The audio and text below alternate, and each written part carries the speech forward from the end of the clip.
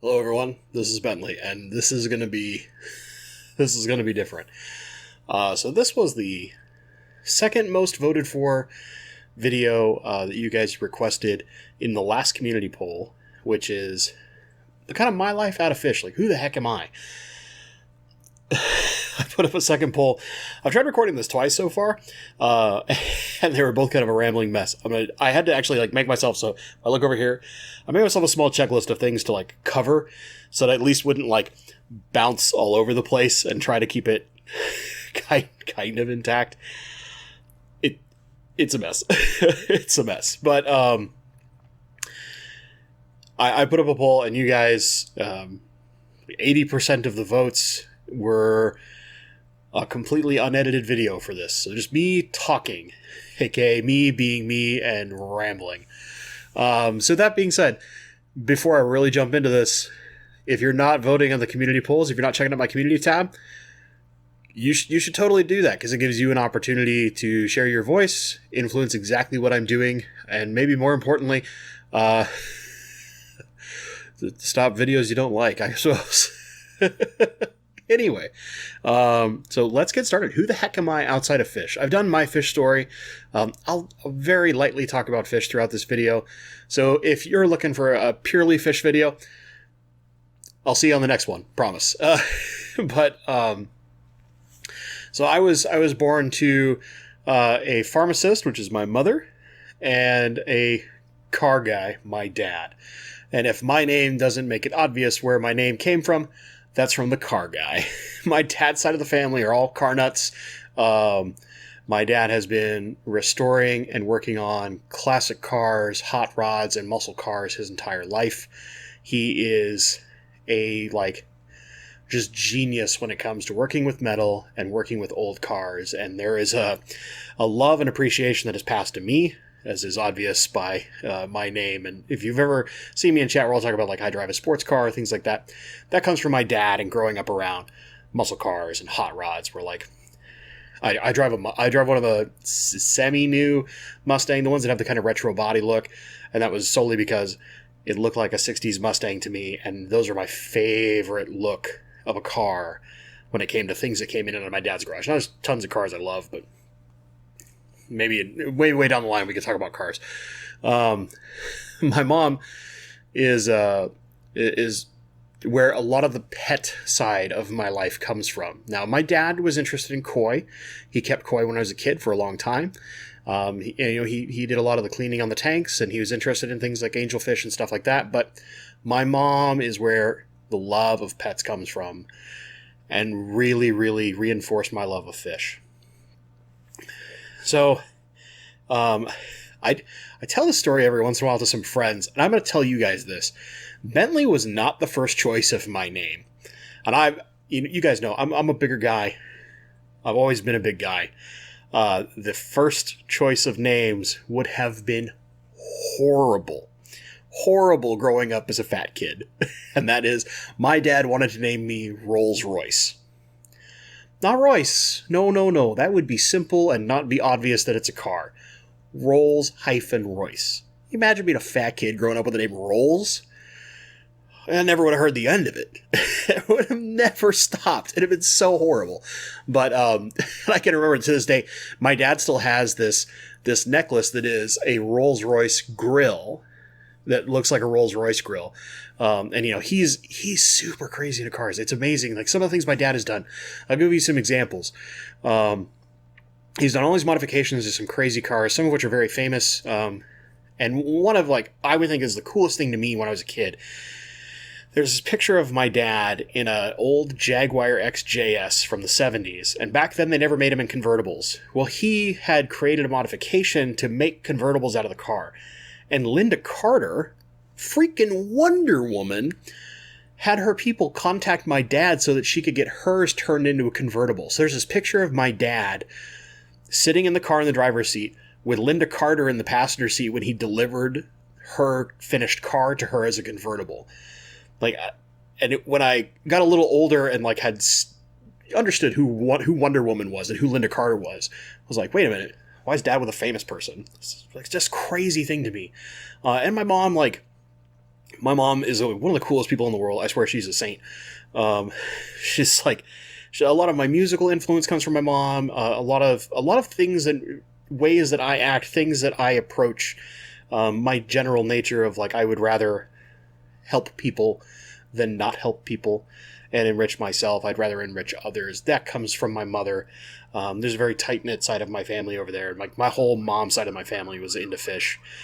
And all sorts of pets, honestly, all the way back to my great-grandmother. I hope you guys can't hear those sirens. I live in an area that's right near a hospital, so every once in a while they come blaring down. Anyway, so as a kid, once I start getting to school and stuff like that, and I start getting to the point where I can remember things, I was really into kind of like, I'd say 3 things. Like, 1, I loved school. 2, I loved baseball, and that came from my dad. My dad got me into baseball. I played baseball. I watched baseball.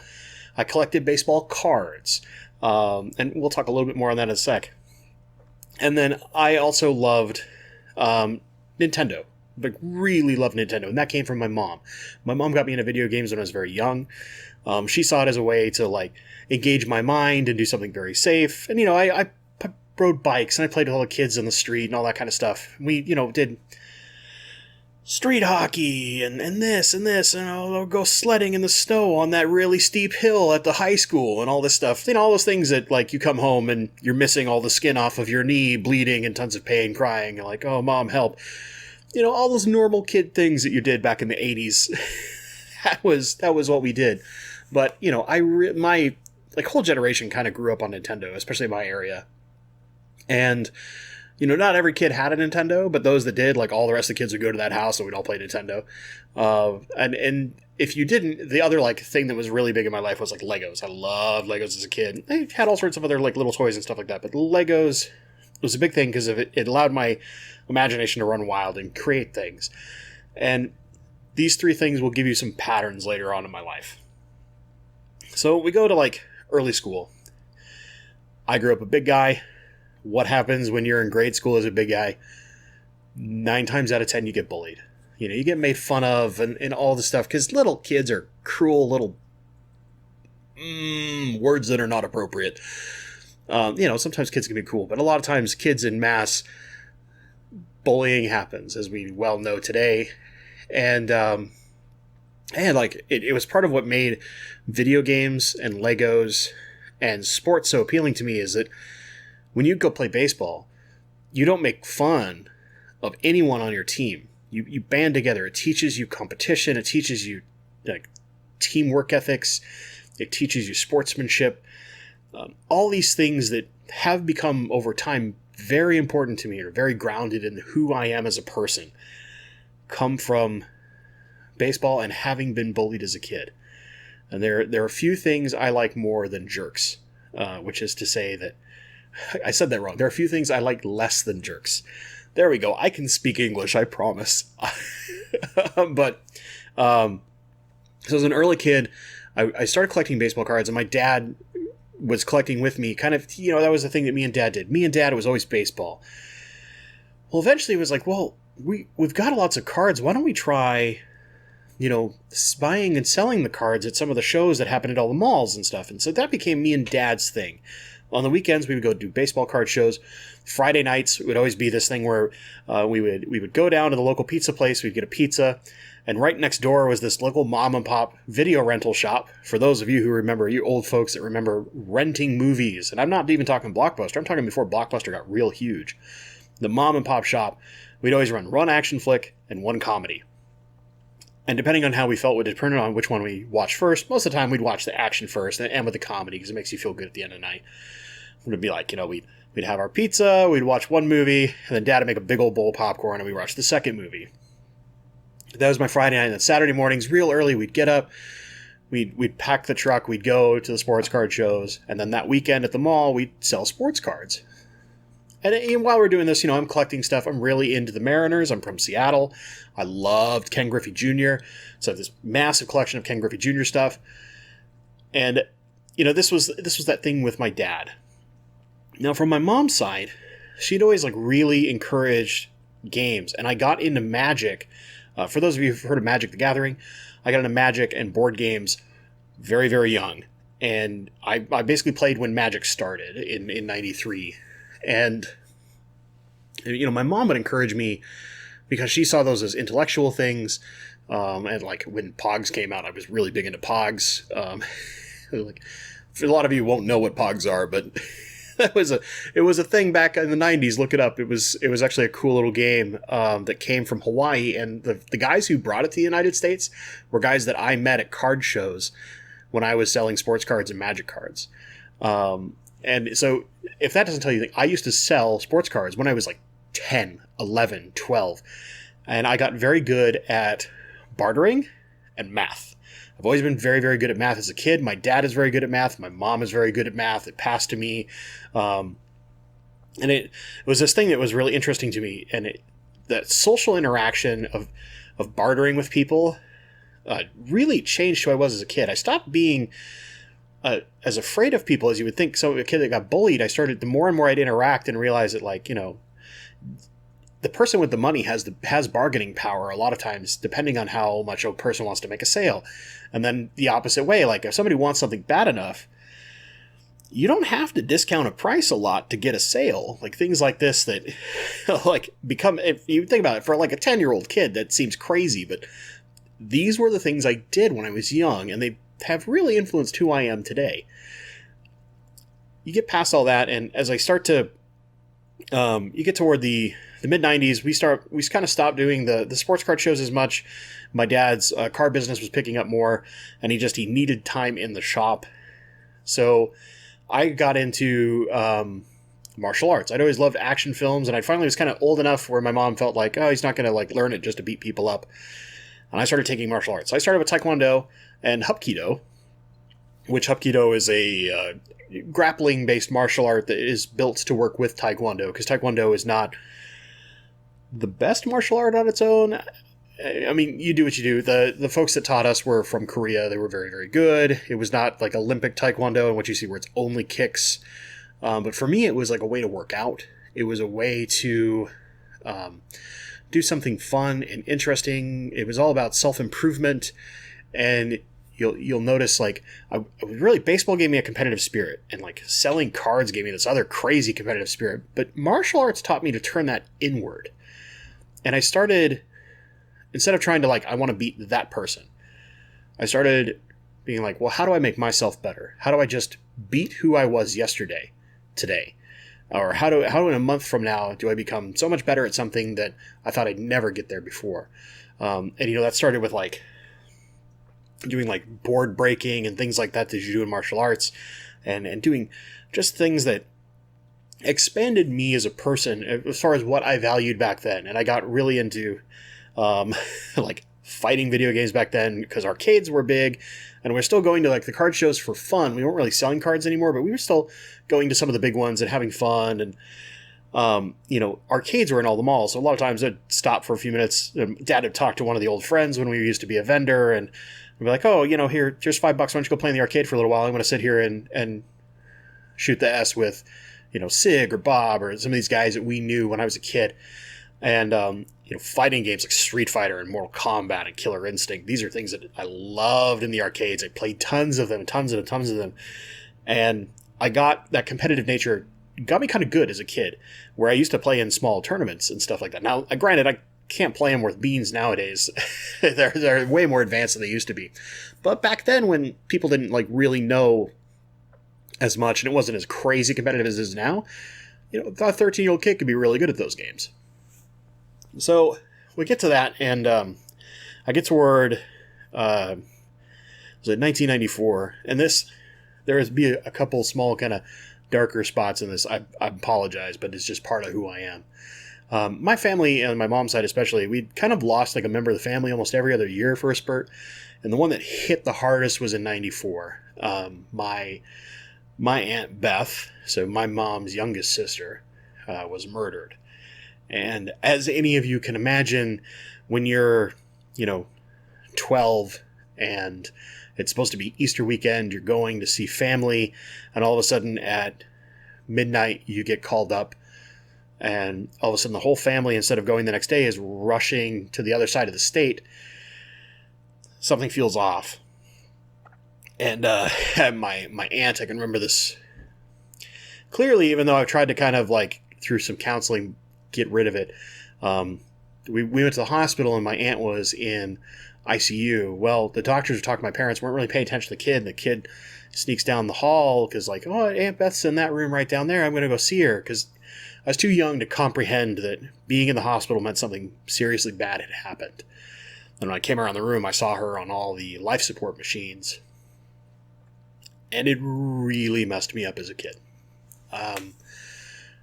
And this is part of where I'll advocate one thing that's really important. Mental health is a scary thing that we as people really do not understand. And I can remember after my aunt was taken from us, I had nightmares basically every night for a year and a half, 2 years. It was really like a year. It was real bad, about a year and a half. And I went to about 2 years of counseling a few months after, when it just wouldn't go away. Because my mom thought maybe, my mom works in the health field. She thought maybe, okay, it'll be real bad for the kid at first, and I'll talk to him. He talks to me. He's not scared of talking to me about things. Maybe we'll get it to where it'll get resolved. And when it, was a couple months in where it just wasn't getting any better, then it was, okay, we need to get help. And martial arts started to get very distant at that point. It was just something clicked in my brain to where I couldn't enjoy it anymore. And I stopped going, because I used to go, I think 5 nights a week I went to martial arts. I only took 2 nights off, unless it was baseball season, and, then it would depend on my practice schedule. But, I loved martial arts as a kid, and which is kind of funny, a fat kid taking martial arts, but I was actually vaguely good at it. But it just, when you have something that's traumatic, it really, really impacts you in a way that kids can't understand. As an adult, I do. And I highly, highly advocate mental health and counseling because it worked for me. I went to a counselor for, I think it was 2 years, and I learned all sorts of coping mechanisms and ways to talk through what was causing those nightmares, and eventually, become normal again, become a kid again. Like, that never goes away. That trauma that's in your head never goes away. And, I think about it, and it's hard. It's hard because my cousins at the time, so like my younger brother, he's 11 years younger than I am, so he's just barely born at this point. He was a month old when my aunt passed away, and my Aunt Beth is his actual mother. We adopted him to make sure that something crazy didn't happen, that he stayed with the family, that he got to be around his brother and sister, his cousins, aunts, uncles. But for the first year of his life after this happened, he was kind of in the social system. And there are plenty of good stories of people who've had great foster experiences. My brother is not one of them, unfortunately. And it's not that he was not abused, nothing like that, but just people that were not ready to take care of an infant. In his case, where they just, anytime he was crying, they would just put a bottle in his mouth, and it was always formula, not water, and that caused lots of deterioration of his teeth. Now as an adult, he's fine. He's a handsome man doing very well, but these little things, when we got him at about a year old, there was a lot of work to be done. And as a 13-year-old kid, basically, my mom was working full time, and my dad worked a lot. There'd be a lot of times where I'd be watching after my kid brother. Now, when he was super young, that didn't happen so much. But when he started to get to 3, 4, and I'm 14 or 15, I was watching my brother a lot as a kid. And I don't resent that or anything, but it's interesting when you take that role of a almost pseudo parent, because there's such a difference in age. I mean, I'm not really a parent. I'm still a young kid, but it was kind of watch your brother, feed him a little snack at this time, just make sure he's okay.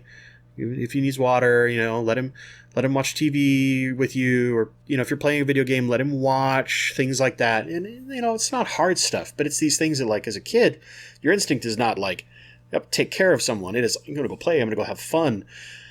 And so it put, I guess you'd say like a level of maturity in me really, really young.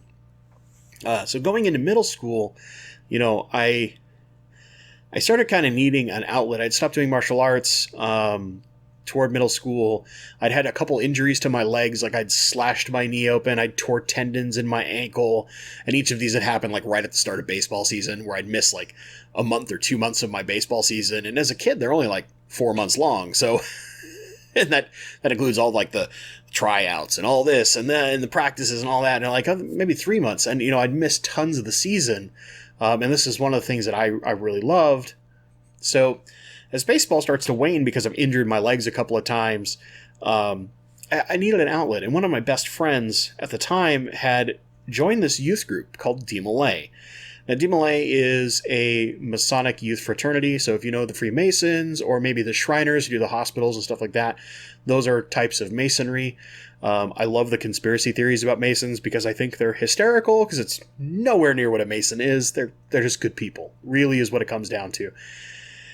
And so I got into this youth group, and it was kind of, it was really important to me as a kid. And part of it is because I'd gone through all this bullying up until I started taking martial arts, but I was still very shy in middle school. And DMLA taught me like, these social aspects, like public speaking, how to go out and just value community service, value doing things that don't benefit you directly, how to, conduct even small meetings. And eventually it taught us as I got into high school, it was like teaching you finances and, these more business oriented things that help you in this weird way for like what life is going to become. And you don't understand it then. You're just like, oh, it's all this tedious stuff we have to do so we can have the fun event. You do this fundraiser, and then we make sure we make enough funds. And if we don't, we need another one, and we have to budget this much, and this is our cost. And then eventually we can go and like go on this camping trip or do paintball or, all these, the fun stuff that it seems like there's all this tedious stuff surrounding it.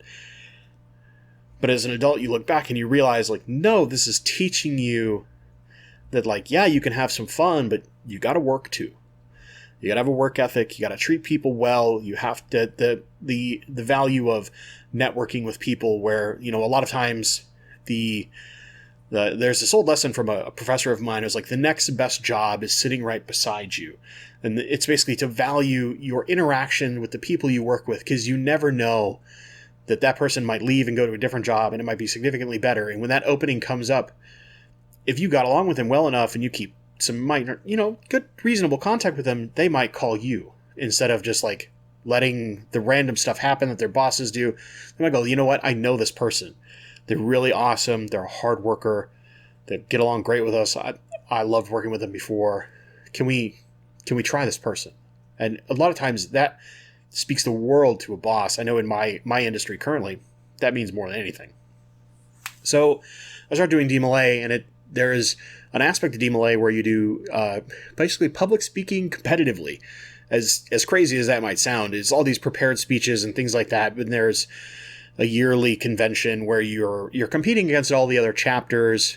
And I was fortunate in that I was really, really good. I won like 5 state championships for our chapter. And then a lot of the individual competitions, I was like either the year after year champion for them or in the top 3 in some cases, in all the ones I did. And that changed part of who I was. I was really into video games when I was in middle school, and I'd originally thought like, maybe I'll go be a programmer. And the more that I got into public speaking through DMLA as I got into college, that kind of changed. So toward the end of middle school, I'd learned like some HTML, which is part of why I wanted to get into programming. And then as I get into high school, one of my friends was doing a like small DJ service for all the youth groups at the time. And he was going off to college because he was a couple of years older than us, and he was going to sell all of his equipment. Well, we'd had a fire at my house, and I think about this now and I realize like how dumb as a kid I was at some of these things. But so I used to have a waterbed up until I was like 16. And one of my cats when I was a kid had like punctured a couple of holes in the mattress. So it started leaking. And so we drained the whole thing and I turned off the heater pad, thinking all I have to do is turn it off. And I didn't unplug it because, you just turn it off and it's fine. So we had a power outage, and when the power came back on, it caused a surge of some form to trigger it back on and stick it on, kind of like how tank heaters work in our fish tanks. And eventually it got so hot that it caught the frame on fire. And so, as you can imagine, and that I'm laughing at it now, no one was hurt. None of our pets were hurt. The local fire department had this incredibly fast response. I think they were there like 3 minutes. I mean, it was quick. And they caught it before it would have got up into the ceiling and then spread to the rest of the house. So only my bedroom burnt down in high school.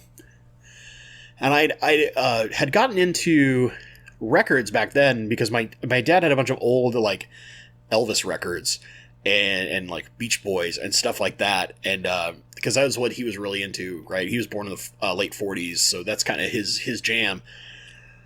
And I got really into the sound of music on vinyl, and I had collected some rock and stuff like that on vinyl. Well, all of that got melted, and all my stuff was gone. So we got this. We ended up having to live in hotels and like extended stays for I think 3 months, 2 months while because all the carbons and stuff that get in the air and into your walls and stuff like that, extremely toxic to you. So they have to clean them and do all this stuff. And that was kind of like when that point had happened, and this is a bounce. So my parents had divorced like right before this fire happened, by the way, the summer before, and this was going into winter. So we'd been standing out in the cold, me and my mom, but we got all the pets packed into our SUV and my kid brother, and we're fine. And I'm out there in like shorts and a t-shirt in winter. And then finally, like the police chief who I'd grown up with his son, he knew me very well from baseball. It's like, hey, you guys are going to have to go to a hotel for the night. It's not safe to stay in your house, but go in, get some clothes for everybody, make sure you got something for at least a week. And then, contact your insurance company in the morning and, they'll take care of you, that kind of thing. Because we had fire insurance, thankfully. My mother was very smart about that. Flash, when all this is done, it's taken care of, and they're rebuilding my room. It's like, well, here's the insurance check for all the things you lost, which was like almost all of my baseball collectibles, my entire vinyl collection, a lot of my video games and my video game systems. So, all these things that were my childhood were basically just cinders or a big pile of melted vinyl together in the case of my record collection. And a lot of pictures of me when I was a kid from things that I did were all gone. And while that sucks, it was it gave me an opportunity. So I had this chunk and my mom was like, well, I'll give you this much. You can spend on some things, like you can replace your video game systems and, get yourself a TV and stuff like that. Cause that stuff really mattered to me. Well, my friend was selling his DJ equipment, and I talked to him for a while. We went back and forth because I'm a barterer. I'm going to make a deal.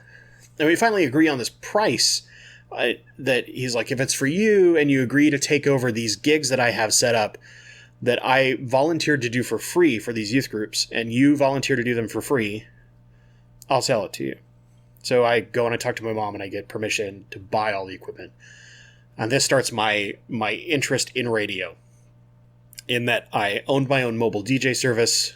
So I did high school dances and youth group events. And I did this through college, and, had done all sorts of upgrades of equipment and bought myself these really nice turntables and all this lighting stuff and extra speakers and new amplifier and new mixers and all this replacement gear for his older gear that was nice, but not capable of doing what I wanted to do. And the more I taught, and a friend of mine that I knew from a game store, because my other time as a kid was basically spent in game stores. If I wasn't when the sports cards went away, I spent more time in game stores, especially after going through all the counseling and kind of being out of martial arts. And I injured myself to a point where I couldn't play baseball anymore because my legs were too messed up as a kid. So So I spent a lot of time in game stores, and a friend of mine at the game store used to be a DJ when he was in college. And he was like, yeah, dude, I'll teach you. I'll teach you how to how to scratch and do all these things that are really fun. And so I get this, like, his way to teach me is like, okay, here's this crate of 90s and late 80s early hip hop, which was music I listened to quite a bit back then. And he's like, here's all the stuff that I used to use. What do you want to do with it? And I was like, well, I really like some of the electronic music. Like, back then house and trance were really big, and those were my two favorite genres. So I started mixing 90s hip hop and rap with techno. That was what I did. I'm sorry. One of the cats is over to the side here, like clawing at the carpet. It's stressing me a little bit. So this was something that I did, and the more that I did it, I started getting paid events, and I started having to hire like some of my friends to help me carry gear and to do the stuff where, I'd have these crazy schedules like, okay, I've got a Saturday gig and a Friday night gig. So I would, while I was in high school, I would leave school immediately, go home, start getting all my gear ready. My friends that I'd hired would come over from after school, because some of these guys were at different schools than me at the time. And we go through and we make sure we check all the wiring, make sure that no wires that come loose, because these speakers are so loud and shook so much that they could actually shake their wiring loose on occasion, because it's older gear. And so we'd have to resolder wiring almost every other weekend, sometimes in a couple spots, and we did it the cheap way, because we're kids and we're not I can't afford a new $1,000 set of speakers, even though I was making really good money DJing for a kid. As you do this and you're getting all this equipment ready, and you're going to your event that starts at 10 p.m. You work 10 to 1. Then you tear everything down, you pack it back into the truck. You go back, you unpack it, you make sure everything's in order, make sure nothing's messed up. You go to sleep at 4 or 5 in the morning. You wake up 4 hours later. It's, you're kind of groggily running around. My friends have spent the night because we don't want to drive at that point. I take them to breakfast. We go through pre-checks for the next day's event, and it repeat. And then you get to Sunday and you're bleary-eyed at 6 in the morning when you're done with everything, because the Saturday event's always longer, more work, usually farther away. Get everybody home, and then, oh yeah, now I got to get my homework done. These were my weekends for a while, but and while I'm doing this, I'm also working at this small burger joint that was my first job. That was someone else was in charge of it. That wasn't family or me. So as you can tell, I gained a lot of work ethic as a kid, from selling sports cards to running my own business while working at a burger joint. A burger joint was just done for fun. I was helping a friend out, a friend of the family, and this just cluster of stuff all comes together until I get into college. And once I get into college, things kind of change. I had my video game taste had changed to mostly PC gaming. I played a lot of MMORPGs. So for those of you who have ever listened to Corey, he used to play World of Warcraft. I also played a lot of World of Warcraft. I used to play almost very competitive World of Warcraft, but different than Corey. Corey played player versus player. I played player versus environment, so what we call progression rating. And for those of you who don't do video games, you're like, what the heck is this nerd nonsense? Basically, at one point, I had a part-time job of playing video games for no money, just because I was an insane person, and that's where some of my competitive side got to come back out. But while I'm in college, I got into true radio. I went away from my DJing. I decided I didn't want to do DJing anymore. I kind of got burnt out of that weekend schedule. I wanted my weekends back. So I sold my equipment to another friend who was a couple of years younger than me, who then wanted to do the same thing I was doing. I taught him how to do stuff, sold him my gear. Some of my older gear. I kept a lot of my new gear, but some of the extra gear that my original set of gear that I inherited from that one friend, I sold to him. And then I got into actual radio, and eventually I go through college, I get to intern at a radio station, which was a smooth jazz station. Now, I what nowadays at this point, like I listen to rock radio for the most part. I like electronic music and I like hip hop every once in a while, but old hip hop. Most current hip hop's not my jam. For those of you who are into it, it's just not my thing.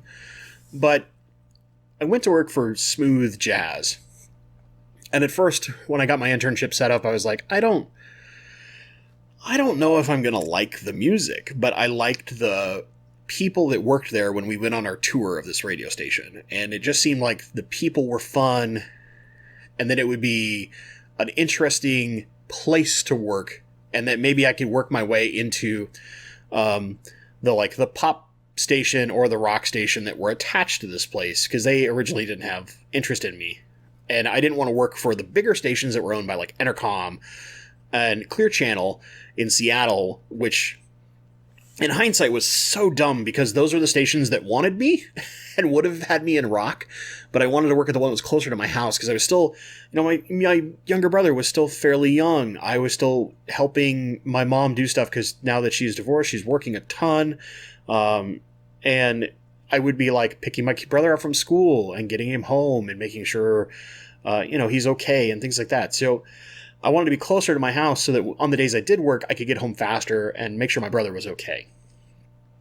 And so I ended up working for this radio station, and I started in their promotions department, which is pretty common for their interns there. But I got to do some side stuff on air and kind of learning the trade. And this, by the way, this is my normal speaking voice. For those of you who watched my interview with Ron DeSantis of Friday Fish Facts, you heard my radio voice. Sort of. It's so out of practice at this point that I can't do it properly anymore. It really does take, it was I think like a year of my training in my radio classes was just to get the adaptability in my voice to move it up and down in the register. So like, you go more bass. If you can push your voice down into your chest and your diaphragm area, you get a lot more bass and baritones. You go up, you can get more nasally, you can get more high pitched. I was really good at bringing my voice down. And for the case of the few things of voice work that I did while I worked for Smooth Jazz, that was all going down. It's Smooth Jazz, it's... One sec. So, you're getting like this, and you're just kind of 98.9 Smooth Jazz, KWJZ, Seattle. And you're bringing that register way down, trying to add that extra baritone and that little grumble to your voice. And that actually is kind of painful for me to do because I'm so out of practice. And plus, you do it at lower volumes, you get closer to mic, you use really nice mics that help you amplify all these things. A little better than this thing here, although this is way better than my first setup, let's be clear. So I get into radio and I start doing these events and I start gaining this appreciation because smooth jazz on the radio is kind of boring unless you want to go to sleep, for me at least. Live jazz, though, even smooth jazz, the live artists and the people who go to jazz events are so cool. And it's not like they're oh my God, they're glamorous. It's just they're such nice people. They're all there to have fun. If you're a wine person, tends to be a lot of wine. I never was. So, I'm always kind of the sober guy there, but the people are so nice. They're so much fun. And when they get to know you, because so many of them go to tons of events and they get to know all the promotion staff, it's like having hundreds of friends that show up to every live concert you ever go to. And, I got these opportunities to go to these amazing concert venues, see these world accomplished musicians. If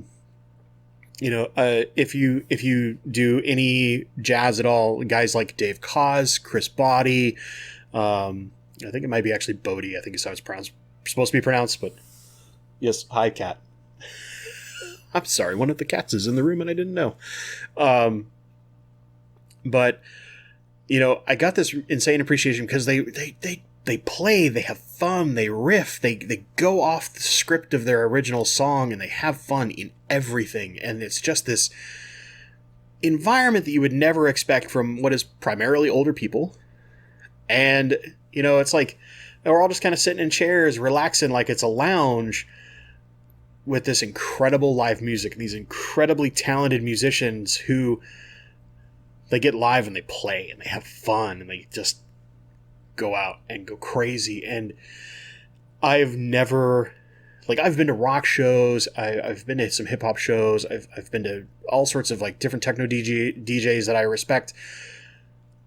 Nothing was as fun as live smooth jazz. And I have an appreciation for like old swing, like Duke Ellington and stuff like that. But I never thought that I would love smooth jazz like that. And it's all about that live experience. And I can, even now, I have some CDs from when I worked there.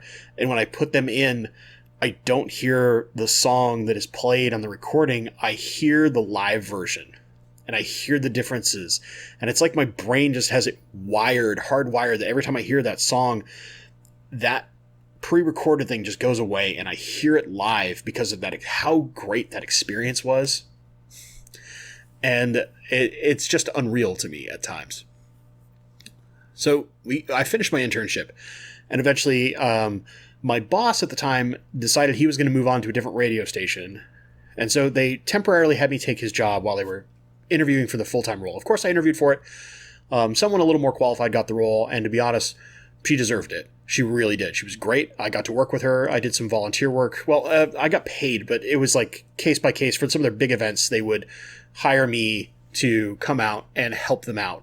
And every time I went to those events, I would see a lot of those people that I hadn't seen before, and they'd be like, "Oh, Bentley, you're back. It's so great to see you. How come you haven't been around as much?" And, the first couple of times you explain it, and then eventually they get used to it. It's like, oh, when we get to the big events, we'll see Bentley again. But on the small events, we're not going to see him because he doesn't work for the station actively. And I was kind of deciding, I was finishing up all my stuff at college, kind of running out of money because I was horrible at making up my mind at first.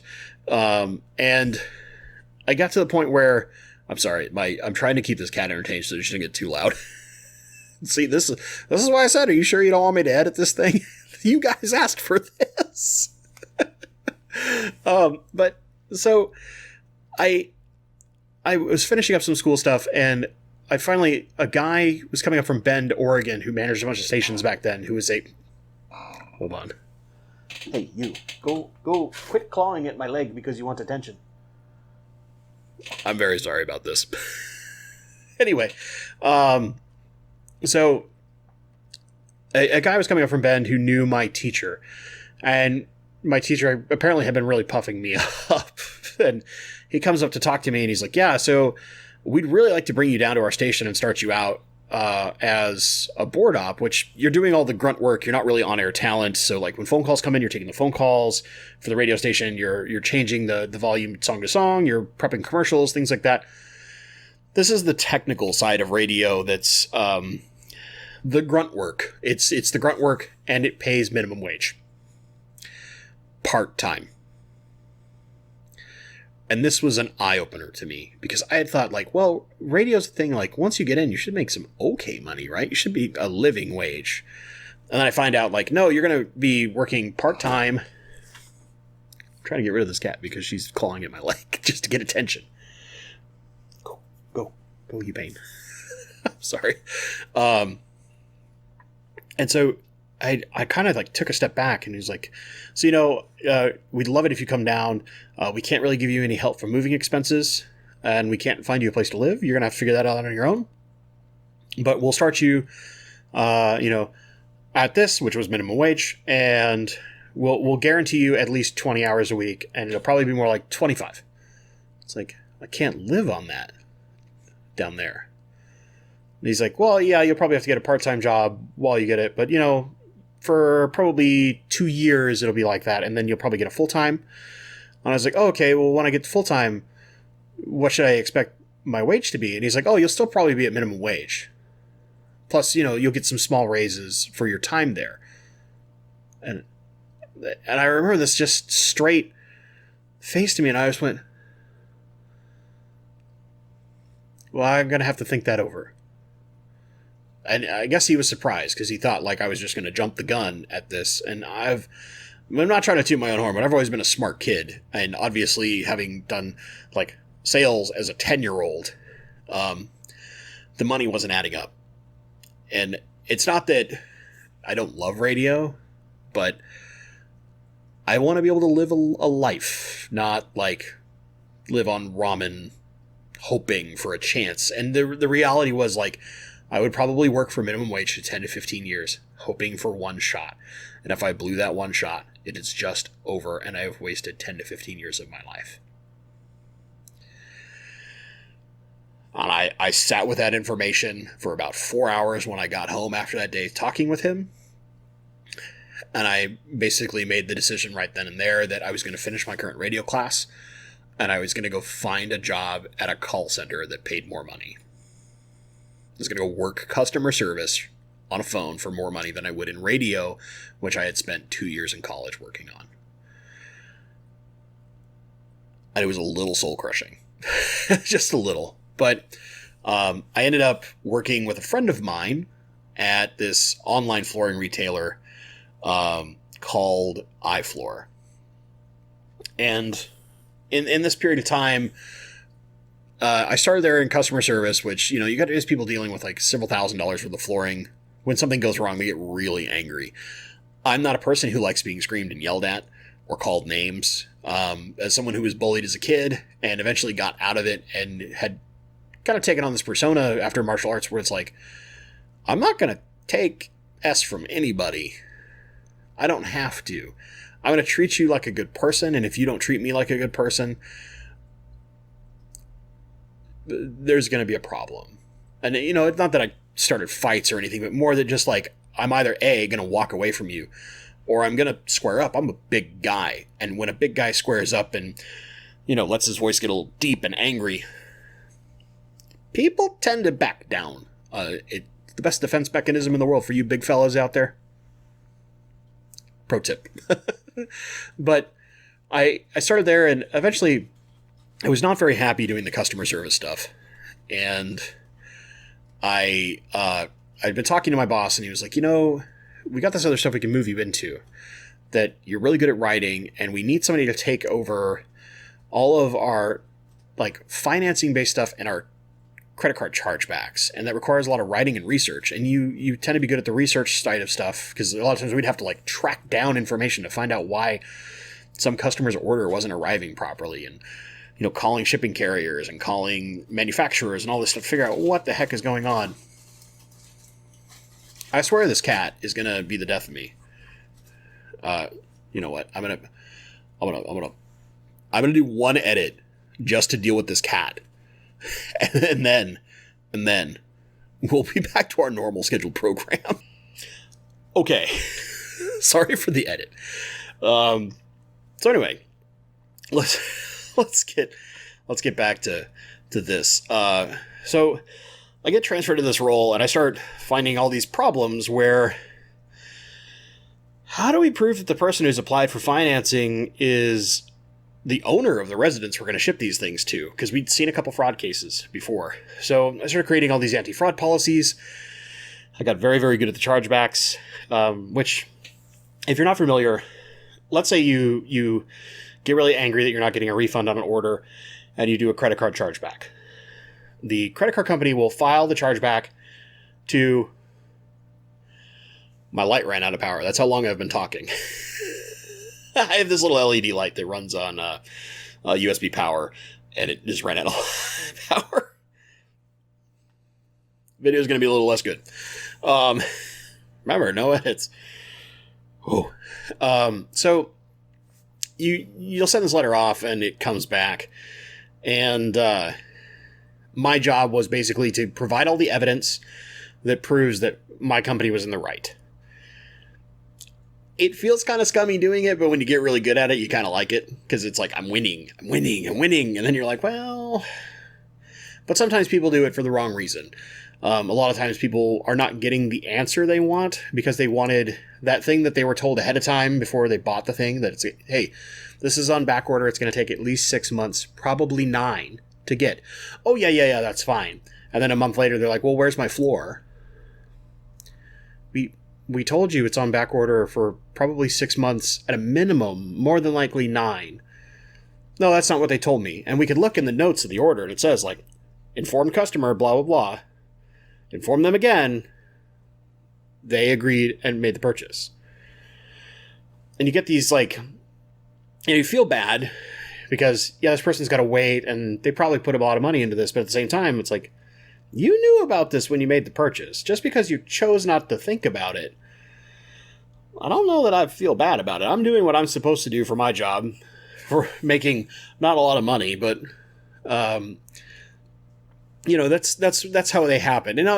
There are plenty of cases where, there were several cases I found where, like, yes, we'll issue a refund, and I would send proof of the refund, and then the chargeback portion gets dropped on their side, just because it looks, from a Better Business Bureau perspective, you don't want the chargeback, you want the refund issued.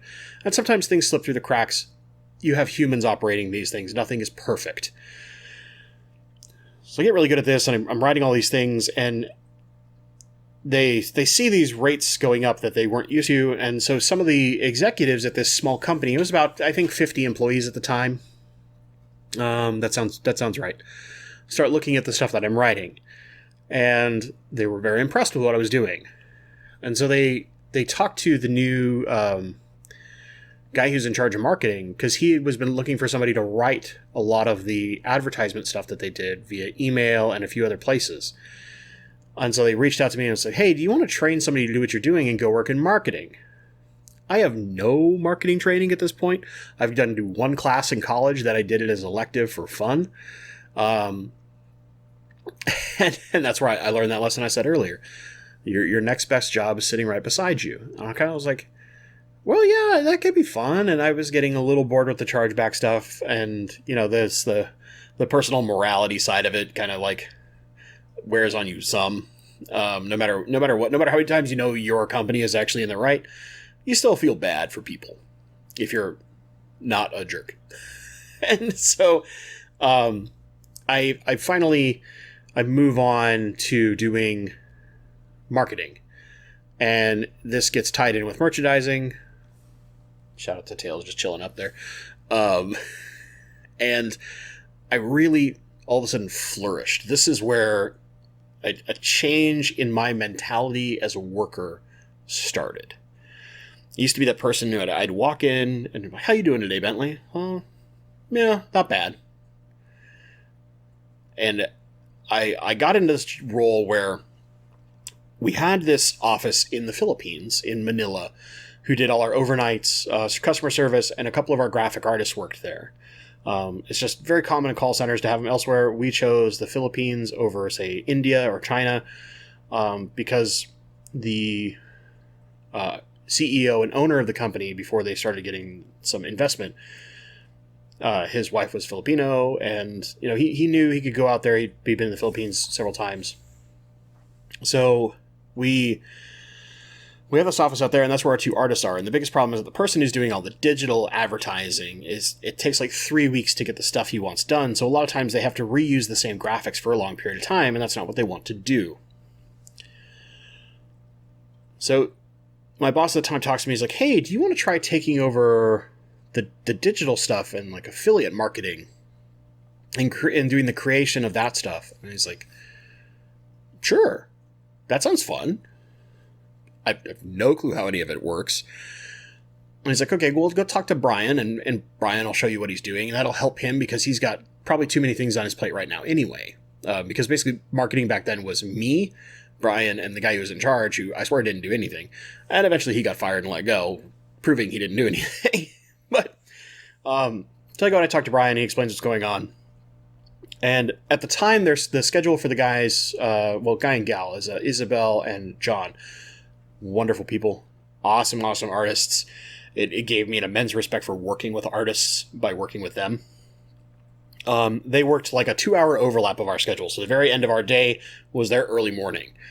And I think the first day where it was official I was working with them, I just asked, can we sit down and have a quick conference call and talk? No work, just talk. I want to get to know you guys. I want to understand how you work, what helps you work best, and try to work some things out. And so we sat, we talked, and the first thing I mentioned was like, we have this schedule issue. Would you guys be willing to change your schedule a little? And they talked briefly. They asked for a second to talk, so they muted their phone. And they came back and they offered to work the exact same hours I was working. And it was not what I was expecting. I was expecting like, hey, can we do something where like either you come in earlier, or maybe you start your day later so that it overlaps with my morning. And they agreed to work basically the graveyard shift.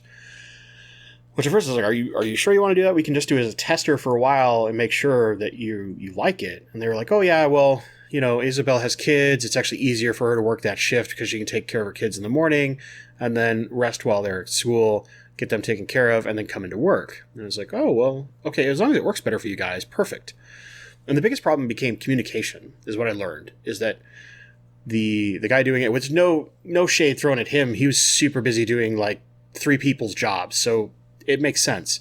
Small company, you wear a lot of hats, so to speak. And basically it came down to like the direction they needed was not the direction they were getting.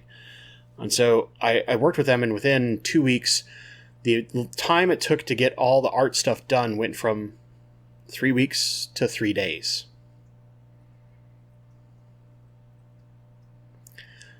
As you can imagine, that is a huge improvement, and that got me a lot of kudos. And I got really good at getting extremely optimized work out of the artists. And then we eventually hired a team down in Atlanta, Georgia to do our digital, or not our digital, but our print media, as we started sending out flyers in newspapers and doing targeted, flyer drops and things like that with printed media and like postcards that came in the mail and things like that. And I'm running these 2 teams, and I'm a kid. I'm a kid still. I'm in my early 20s, and I'm running these 2 art teams, and I make less than the artists probably do over in Georgia, but it was crazy. Just my schedule would be so insane. We got to this point where we rebuilt the entire website that we had from the ground up, and this is a retail website. This company did $60 million a year in revenue. Now, flooring has an extremely low profit margin, so $60 million in revenue when you're only making like 4% is not that much profit, but it's still like, it's insane to think that as a kid, I was running all of the advertising for a $60 million a year company. It's insane. It's insane. But you know what?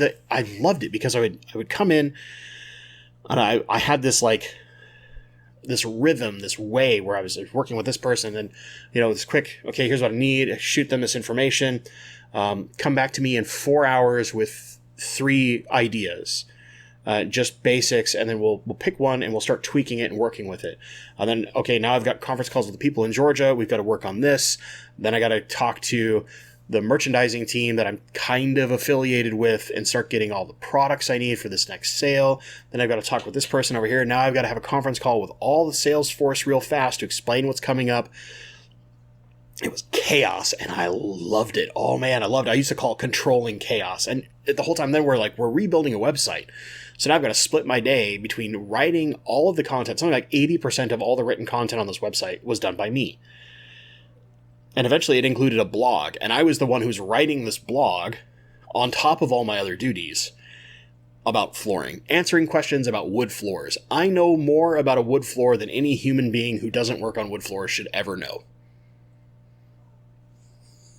And it's useless information, but it's up here. It's up here and it's not going away.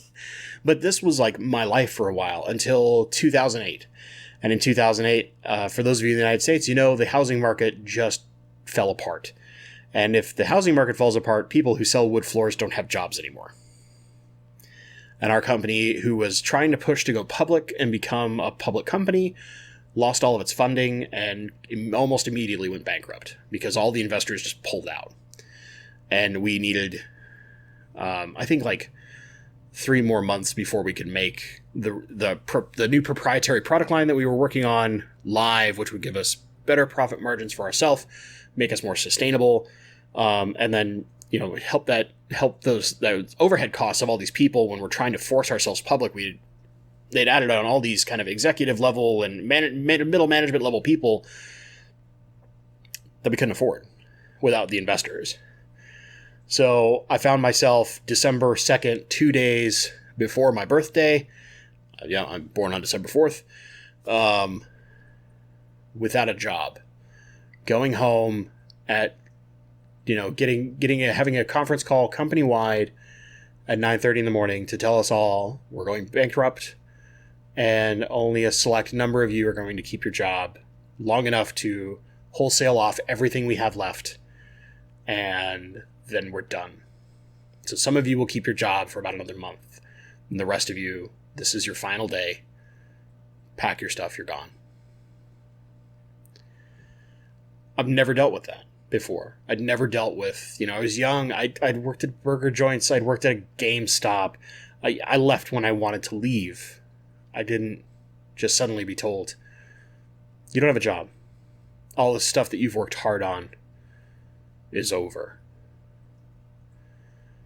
And it's one of those things where, like, I was just about, I took forever, and I was just about to move out, and now all of a sudden I'm jobless. I have no money coming in. I only have a little bit saved away. What am I going to do? So I took a couple weeks trying to figure it out, and I eventually decided that, like, I wanted to go back to school. I wanted to do what's called worker retraining, because my job was based solely on the wood flooring industry. I was able to get worker retraining to go into computers, because I'd always liked computers. I took a programming class right before I left college the previous time, and I kind of was like, well, there's always a computer job. If I go into programming, I can probably always find a coding job. And right as I had, like, signed up for school and got everything set, I get a call from my buddy who got me the job at iFloor in the first place. He's like, hey, iFloor got bought out by a company in China, this manufacturer that makes bamboo, who's actually a very good company. And they're going to reopen. Steve is our CEO. He's trying to bring back a lot of, like, the original people. So, like, me and Bob, and he lists off a bunch of people. He's like, and he'd really like to talk to you. And I was like, well, sure, I'll hear him out, but I think it's unlikely that I'm going to go back. And I went there, and I can remember, like, toward the end, right before the bankrupt thing, they'd done this thing where they found out I was making, like, $15,000 a year less than the average person with my job title and responsibilities was making in Seattle. And I had asked for a $5,000 raise. Just making $15,000 less, and I asked for $5,000, and I was told no. And that went pretty harsh, because I was still making, like, basically the raises I would have made in customer service, but doing an extremely more important job. And I felt I deserved it. I'd been working my butt off. They had, like, the 2 largest sales days in their history, largest sales campaigns in their history, all sorts of stuff were all while I was helming their advertising and being a major part of planning their events.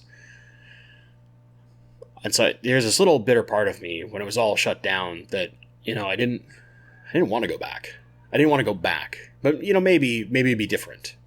So I went and I talked to Steve very cordially. I still respect him. He's still a good guy. Just company decisions influenced something that directly impacted me pretty horribly. And so I went and had a conversation with him. He's like, yeah, we'd love to put you back into the customer service side. You were very good at that, and you could do a couple of these other things that I know you like a little more, but just we're changing the way that our scale is.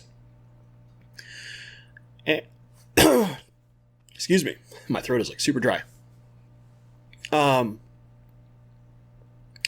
It's like, oh, you won't have benefits right away, and we have to pay you $3 an hour less than you were making before to start. And I went, no. And he's like, well, okay, we can probably pay you what you were making before, but we won't have benefits for the first, like, year. And I was like, no. The only way I come back is if I'm making, and I touted the number that was the average for the person in my previous position in Seattle. And it's like, that's the only way I'm coming back. Otherwise, I'm already registered for school. I'm going to change my career path. I'm going to do something else. Because despite the fact that I was never educated for the things I was doing here, I did them well. And it's like, could you tell me that I ever was not an exemplary employee, that I didn't ever do good work? And he's like, well, no, that's why I want to get you back. And I said, you don't want to bring me back enough. I know what I'm worth, and I'm worth more than you're offering. And so even if I'm making no money and going to school, that's worth it for me. I said, I respect you. I don't mean this to be a jerk, but that's what I'm worth. And if you can't pay me what I'm worth, then I have to go to a different path. And we shook hands, and, he said, think about it. There kind of always be an opening here for you. And I went back to school, and I started learning to code. I learned C# and C++ and SQL. Well, very small amounts of SQL, and a few other extra, like networking and things like that. And I finished all of my worker retraining stuff, and I'm in debt because while it covers tuition, it does not cover books. And while my mom helped me some, I still acquired some debt because I didn't want to make my mom pay for everything, and I knew how to like manage a credit card enough to like be in debt but not kill myself. And then I needed work. So I ended up starting at a company called VMC, which did Xbox testing. So very entry-level game testing. And I figured, I'll do some testing and that'll get my foot in the door, and then I can find a programming job. Maybe I'll pick some stuff up while I'm there in the test field. And I go to my first day, and I'm in, a button-up shirt, and I've got my hair combed because I'm not sure what the dress code is, and I wear khakis. It's my common dress. And, there's people in, like, sweats and ratty t-shirts. And I realized very quickly, like, yeah, I know I'm not making very much. I'm making minimum wage, but there's no professional. There's no professionalism in the average employee here. Now, there was a different story for the leads. The leads are very different, and one of the leads happened to be a guy that I used to play board games with. And he looked at me. I remember that first day, and I looked at him because I was like, I'm pretty sure I know that guy. We'd played through a mutual friend. I think we'd met like 3 times before. And I go for my first day, and I'm learning everything, and I'm working while I'm learning. And all of a sudden I feel this like hand on my shoulder, and I spin around, and he's like, what the hell are you doing here? And he knew me back when I was doing all the marketing stuff, and I was like, I could get one board game night a month off with some of my friends. It was basically what my schedule was at the time. And he was like, what are you doing here? Why are you here? And he was like, oh yeah, blah, blah. And I explained what was going on. And he was like, yeah, but why are you here? You're smarter than this. And I was like, I needed a job, and I learned to code, and it's hard with no experience whatsoever and not a 4-year degree to find a coding job. So I figured I'd start in test, get some experience, and branch from there. And he goes, you'll pick stuff up pretty fast. Maybe we'll see if you can become a lead. Get me a resume, and I'll talk to some people, and I'll see what I can do. Because he's a senior lead, I found out. He's one of like the top 3 guys in that department under their supreme overlord. And I ended up working there for a year and a half. Eventually, I ended up working in the Windows Phone certification department. So if you guys remember Windows Phone, anytime a game was coming to Windows Phone, more than likely I was the one that said whether or not it got to get released on the store. So, I touched a lot of those games, and every time they got major updates, they came back through certification, and they went through me or 2 other testers.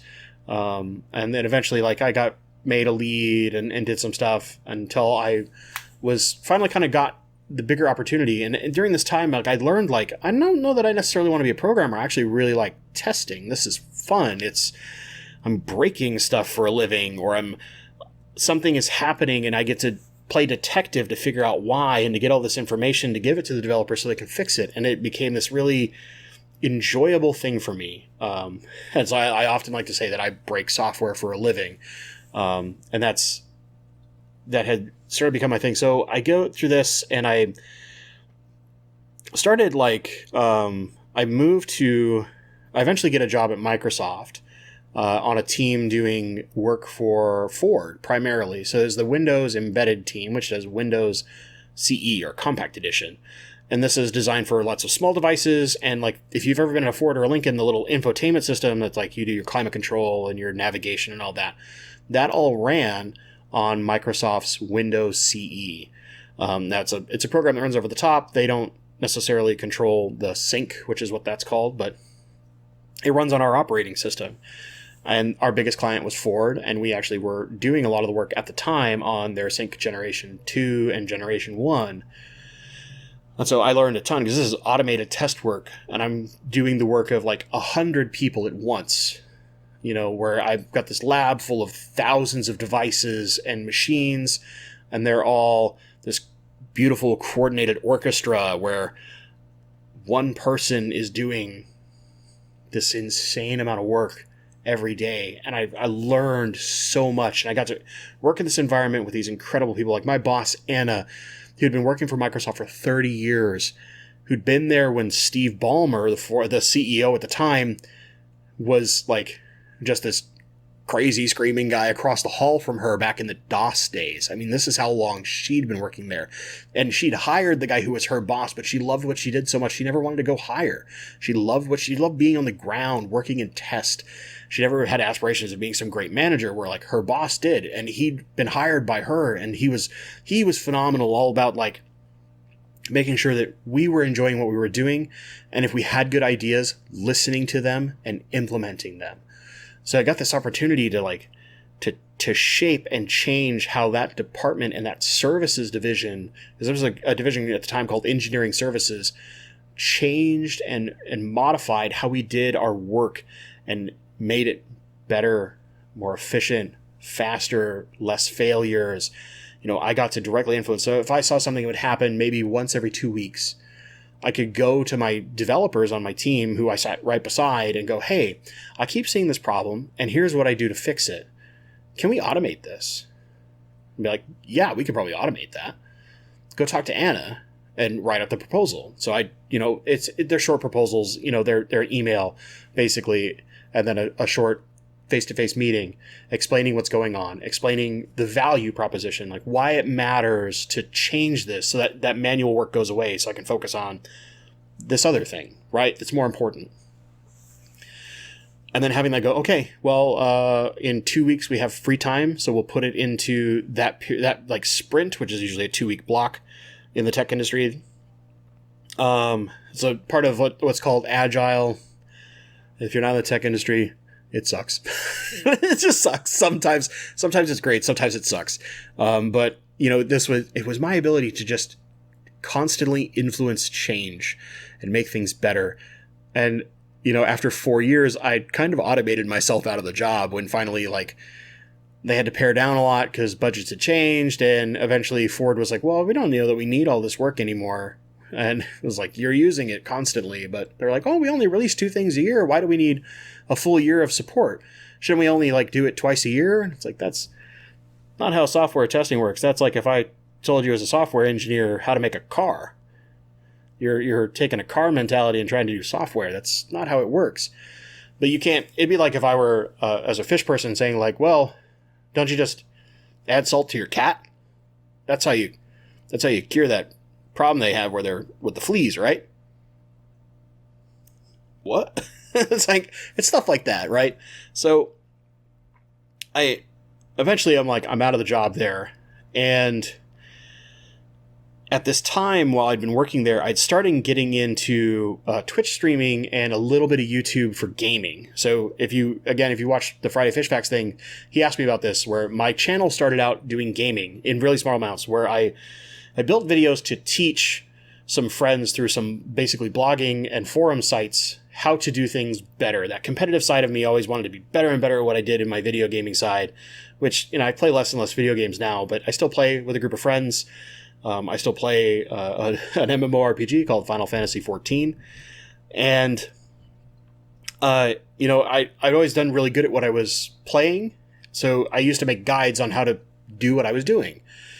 And eventually, while I was unemployed, is when I got back into fish. And as crazy as that sounds to get into a hobby like this when you are unemployed, it took away the stress. And I remembered some of the things from when I was young and why fish matter to me. And it came back. And then that's when my YouTube channel changed. My YouTube channel became, I want to do videos about my fish stuff. And I want to, as I was learning things and I was learning all these tricks and I was getting very good at stuff, especially plants, I was like, I want to I want to teach people. That part of me that loves teaching people came out. And at this time, I'd found another job. I was working for Oculus doing VR test work for a short period of time. And then eventually, the rest is kind of history. You guys have seen my YouTube channel. For many of you, you've seen it completely evolve. For some of you, you've recently joined. If you're somehow watching this at this point, thank you. But I now work for Intel as a contractor, so not super great, but I work on a lot of stuff between Microsoft and Intel on all sorts of development hardware that's not released, it's not in the wild, and it's really fun to mess with this stuff. And I think as my interests change, I've taken the mentality and approach from all of my career and these things earlier in my life, and I apply them to fish. So here's where I'll talk about fish for a short period of time. I take my automated testing approach to fish, where that I will be very meticulous and work very hard when I'm setting a tank up, so that I can work less hard in the long term. So when I do these densely planted tanks, I'm not trying to necessarily make them pretty, although yes, I am. I'm trying to create this environment that gives me a little more slack, makes it a little easier on my schedule, because I spend probably 3 hours a day in traffic, and I work, even in a week where I'm working 40 hours, I'm then losing another 15 hours to traffic.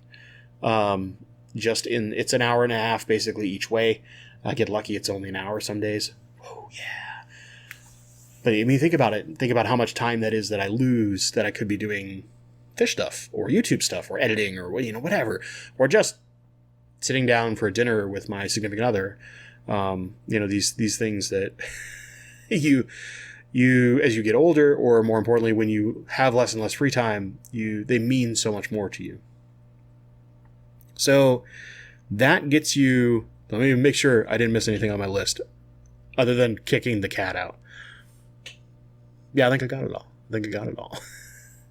So that gives you an idea of who I am. I guess my only greatest lessons learned in this crazy journey that is my life, where I've worked in a print shop, I've worked in marketing and customer service in a burger joint, owned my own business, sold sports cards, sold gaming cards, did radio, learned how to do quality control inspections on flooring that was coming out of China, because I was part of a merchandising team that was now building a proprietary product line and all this stuff. So I guess the big things, number one is that thing I said before, your next best job is sitting right beside you, which means value the people you work with, because who you know often matters so much more than what you know. We can learn. We can always learn. I've always been that person who believes that I don't care what the job is, I can learn to do it. It's been half my career is just yeah, I'll give it a try. Or yeah, I can do that. Can you show me how at first? Because I can do it. Just show me, and I can do it. So it's a lot of times it's just who you know. I got my job at Microsoft because of someone I knew. I'd ran into him at a game store. A gentleman named Aaron, absolutely fantastic guy. And he's like, "Hey, are you still working at the game testing place?" And I'm like, yeah. And he's like, "Do you want out of there?" And I'm like, "Oh, heck yeah. I want to do something more interesting, more crazy, more technical, something that'll really expand what I know." And he's like, "Oh, okay. Give me your email and then give me your resume. I'll send you an email and give me your resume, and I'll get you to a friend. I know he's looking for somebody for his team at Microsoft." And that's how I got over there. I remember my interview was the weirdest interview in the world. I'm sorry. Tangent. It's happening. Most interviews in tech tend to be very technical. I've had plenty of them where I've been on the phone. I've been barraged with questions that had nothing to do with the job description whatsoever. And I've often been like, wait, was the job description right? Did I apply for the wrong job? I've had those. You hear no enough times in the tech industry that you just you stop caring and you just keep trying.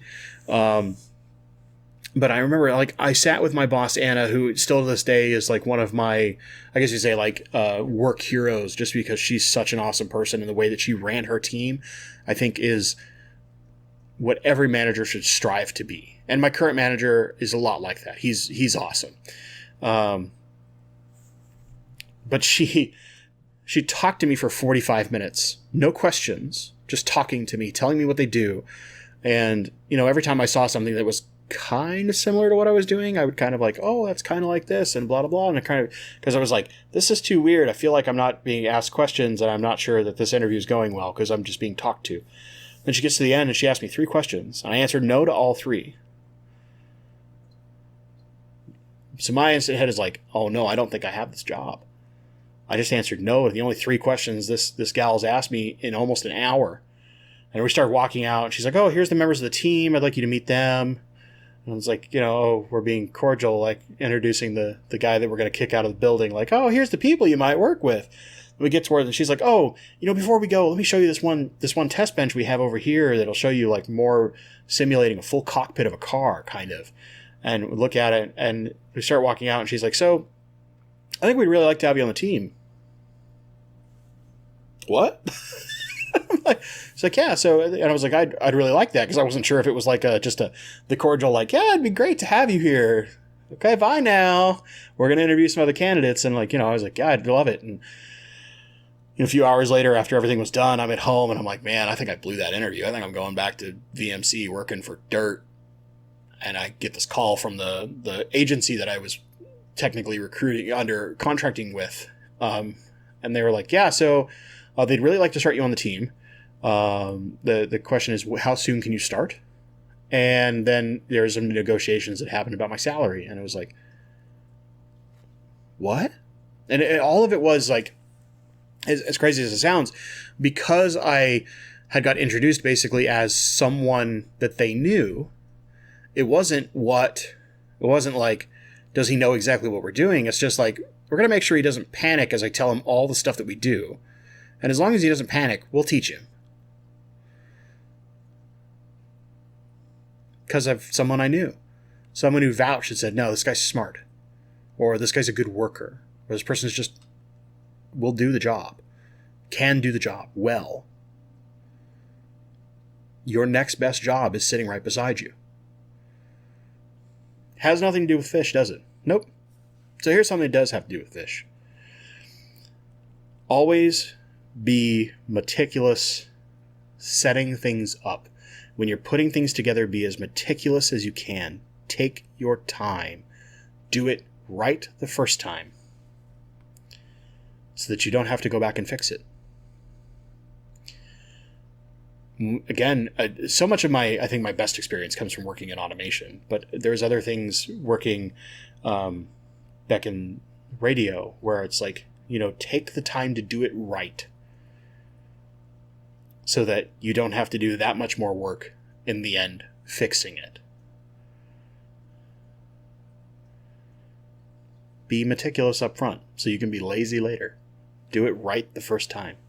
Take your time, be patient. Be thorough. It's worth it. It's always worth it. And then maybe most importantly, from my kind of competitive background, but what martial arts changed and eventually DMLA changed about, this applying, working as a team, caring more about your fellows than yourself. Don't worry about beating someone else. Worry about always making yourself better. Whether that's what you do for a living, what you do for fun, or just expanding your own mind, looking at things that you maybe never would have looked at before, whether it's like, maybe not politics. Politics is a little crazy. Let's not go too crazy. But I've never looked into how to, like when I got into YouTube, I didn't know how to edit video. I knew how to edit audio. I'd done that in radio, but I didn't know how to edit video. I didn't know how any of the software worked. I wasn't sure how to stabilize some of my shooting or what equipment I should be using or how I should be doing it. So I just started researching and asking questions of, don't ever be afraid to ask a question. Never be afraid to ask a question, because what's the worst that somebody's going to tell you? I don't know, or go look it up. Then go look it up. Who cares? Figure it out. You'll figure it out. You're smart. All people are smart. It's just about whether or not we're willing to take the time to be smart. As crazy as that sounds, like, yeah, of course, some people are naturally a little more intelligent than others. But the difference is just work ethic at that point. If you're willing to work for it, every person is smart. You just got to work at it. Some of the best approaches to life I have learned from people that I never would have expected it out of. A guy that I'd met who changed like my mentality, where I used to be looking at life. I started this tangent before and I didn't do it right. When I used to like look at things, not bad. A friend of mine took me aside and was like, you have this kind of pessimistic outlook on life. I was like, oh, I don't think so. And he's like, hey, he's not bad, or I'm alive. Should be like, I'm alive. Every new day is a good day because you get to do something else. You get to learn. You get an opportunity to enjoy something that you might not have got to enjoy before.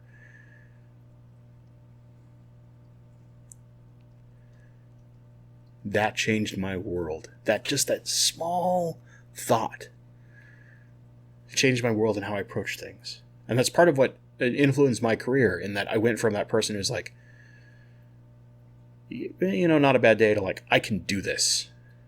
I am the person for this. I will do this. Because the second that you look at each day as an opportunity to learn, to do something different, to be great, even a bad day, to do something great, changes your life. Random crazy thought from me after an hour and 20 minutes of me babbling at you about my life. That's my greatest lesson to you. My greatest lesson to anyone is not going to be plants. It's not going to be fish. Love life for every day. Look at every day as an opportunity. Even in the worst times, even when you're in pain, whether it's physical, emotional, each day is an opportunity to do something great. Maybe it's just to tell someone that you haven't talked to in a while, hey man, I hope you're doing okay. We should talk sometime. Or to go to that coworker who's maybe been having a rough one and just be that shoulder. But if you influence that one life, you've changed the world. And the difference is the perspective up in here. Crazy rambling, I know, because I've been talking for almost an hour and a half. That's it, guys. That's me in a crazy nutshell that doesn't have to do with fish. And one edit, I'm sorry, the cat was just like tearing at a box and just being loud because she obviously wanted attention and I wasn't giving her attention. This has been crazy. So for those of you, if somehow you have watched all of this and you're at this point, comment down below. What part of my insane weird journey in life do you relate to the most? What part is like, I went through that, or I did that, or that sounds like me? Tell me down below in the comments. And then, maybe something cool will happen. I'm not promising anything, but maybe something cool will happen to the comment I like the most. It'll be completely random. I'll just pick one. That's not true. I'll probably pick the one that I actually like the most, that is the most interesting, or maybe just perks my eye up the most. And who knows? Maybe you'll maybe something will just show up. As always, guys, thank you so much for watching. Be a good person and stay awesome.